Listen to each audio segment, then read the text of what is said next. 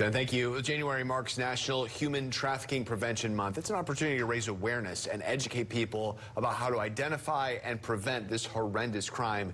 Experts that work with victims tell CBS 12 News year over year they are noting an uptick in cases involving children under 18 being exploited.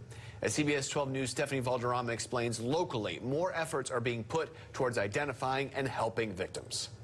The CEO of Place of Hope says Florida is already at the cutting edge of fighting human trafficking, but the battle is ongoing to save vulnerable children and adults from these horrific situations where they are exploited for sex and for labor.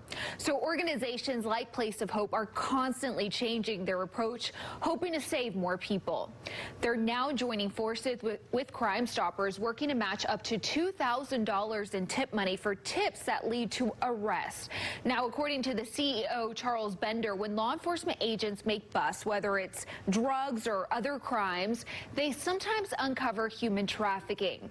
That's also where Place of Hope comes in and steps up to help vulnerable victims, especially minors. They provide the victims with resources to ensure they don't fall through the cracks and end up back in these horrendous situations. You can't just take them in and house them. You have got to address the core issues that are going on and the traumas that have taken place in their lives. And so one of the things we did is we did come up with a strategic profile of how we go about bringing therapy and counseling to them.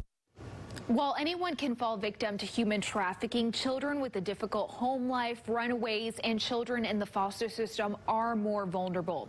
Bender says many times victims also know their traffickers.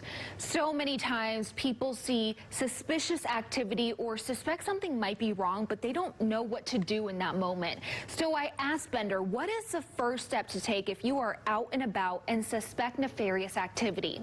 Well, Bender says call law enforcement right away if you believe there is a short window of time to help a potential victim.